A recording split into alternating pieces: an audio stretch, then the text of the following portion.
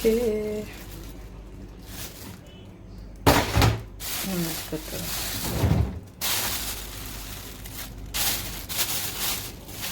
I-steam lang natin siya, guys.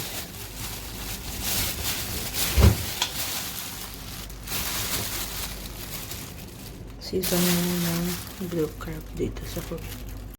Ayan na, guys. Luto na siya.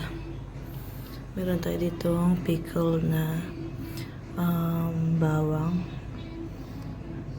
Binabad natin yan sa apple cider.